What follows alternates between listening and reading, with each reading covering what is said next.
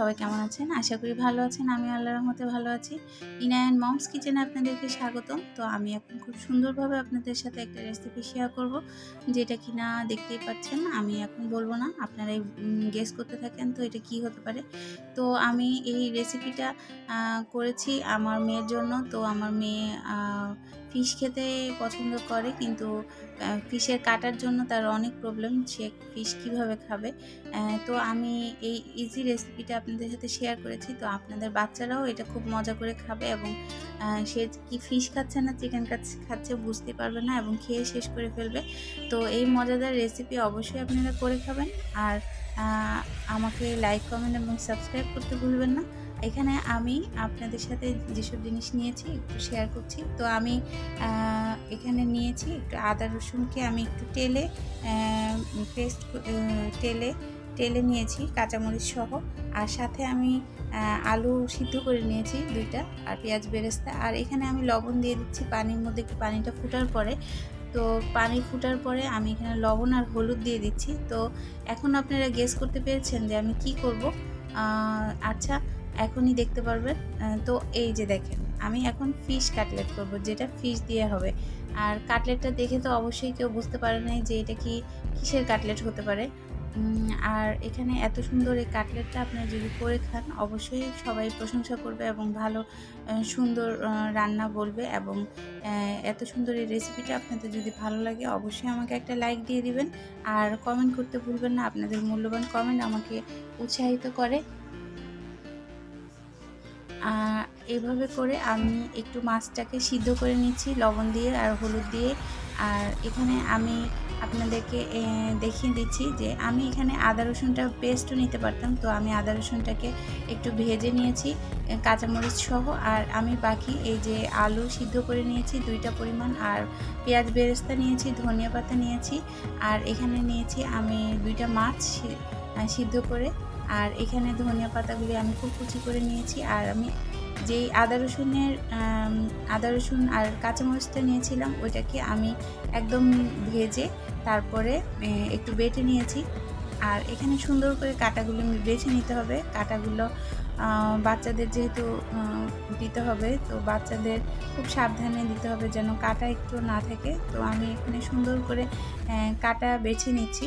তো আপনারা যে কোনো বড় মাছ বড় পিস বা দিয়ে এই কাটলেটটা করে নিতে পারেন। তো আমি আজকে পাঙ্গাস মাছ দিয়ে ট্রাই করেছি। তো আপনারাও দেখতে পারেন যে এটা কেমন হয়। অসাধারণ, এটাতে খুবই ভালো হয়। যাদের পাঙ্গাস মাছে মনে করেন গন্ধ হবে বা কিছু হবে, এরকম কিছুই হয় না। তো আপনারা এই রেসিপিটা অবশ্যই ট্রাই করবেন, খুবই মজাদার এই রেসিপিটা। আমি আস্তে আস্তে করে মাখাচ্ছি, কারণ আমি কাটাও চেক করছি সাথে সাথে। যেহেতু আমি একবার বেছেও নিয়েছি তারপরেও আমি কাটা চেক করছি। তো কাটা চেক করাটা করে নিতে হবে, কারণ কাটা যদি থাকে তাহলে এই মজাদার কাটলেটটা খেতে কষ্ট হবে।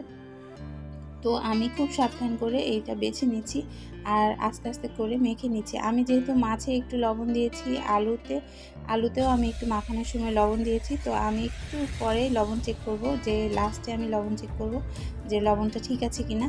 আর এখানে আমি সবগুলো উপকরণ আস্তে আস্তে করে মেখে নিচ্ছি। আর কাঁচামরিচ যদি আপনাদের আরও ঝালের প্রয়োজন হয় তো আরেকটু কাঁচামরিচও দিতে পারেন। তো আমি এখানে একদম বেটে দিয়েছি যেটা দিয়েছি।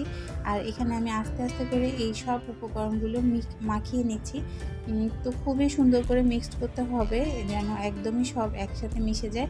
আর এখানে আলু 2টা আমি বড় পরিমাণ বা মিডিয়াম পরিমাণ নিয়েছি। তো আপনারা ছোট হলে 3টা এবং বড় হলে 2টা আলু নিলেই হবে।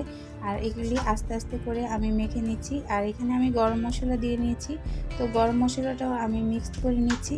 এখানে গরম মশলাটা আমি 1 চামচ পরিমাণ দিয়েছি।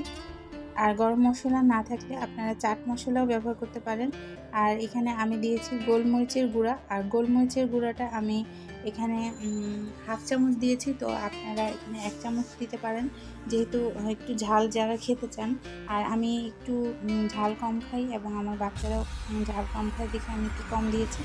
আর এই যে আমার পিচ্চি আমার সাথে হেল্প করছে এবং ও সুন্দর করে এই শেপগুলি করে দিয়েছে আমাকে, যে ও চুজ করেছে যে এই শেপের হবে। আর সে দুষ্টামি করছে সাথে সাথে, দুষ্টামি তো লেগেই থাকে সবসময়।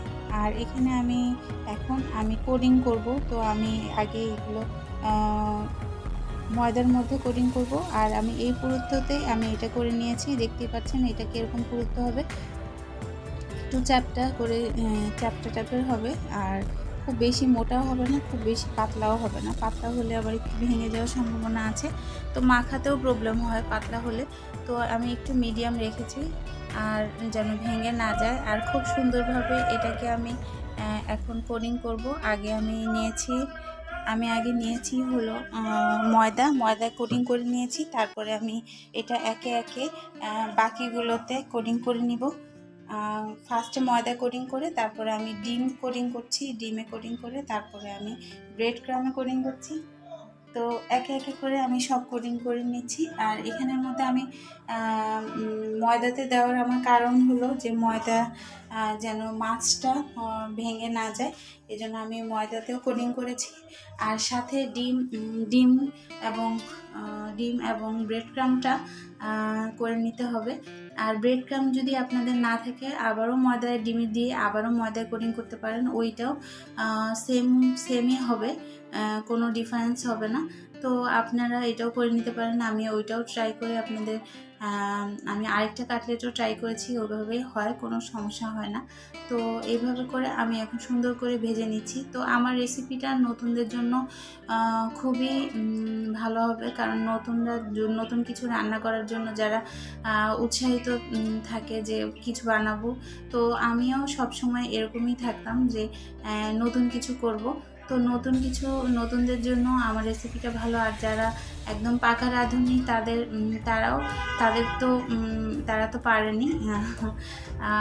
আর এখানে আমি আস্তে আস্তে করে 1 কাপ তেলের মধ্যে আমি কাটলেটগুলিকে ভেজে নিচ্ছি, খুব সুন্দর করে আমি ভেজে নিচ্ছি, আস্তে আস্তে উল্টিয়ে দিচ্ছি। তো আমিও খুব ভালো রাঁধুনি তা না, তো আমিও চেষ্টা করছি। তো আপনারাও আমাকে সাহায্য করেন, আমাকে উৎসাহিত করেন। আপনাদের মূল্যবান লাইক কমেন্ট আমাকে অনেক সামনে নিয়ে যাবে।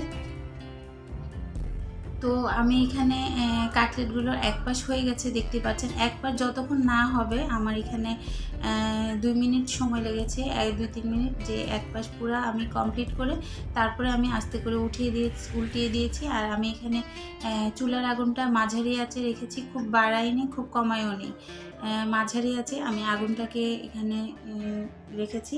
তো দেখতেই পাচ্ছেন, তো আমার ভাজা হয়ে গেছে। আমি এখানে 5টা ভেজেছি আর 5টা আমি ফ্রোজেন করে রেখেছি, আর অন্য সময় ভাজবো। তো এটাই দেখতেই পাচ্ছেন যে কত সুন্দর হয়েছে এবং খেতেও দারুণ হয়েছে এবং ইয়ামি হয়েছে। অবশ্যই আপনারা এটা করে খাবেন এবং আপনাদের প্রিয়জনকে এটা করে দিলে ওরাও অনেক খুশি হয়ে যাবে। সবাই ভালো থাকবেন। আল্লাহ হাফেজ, আসসালামু আলাইকুম।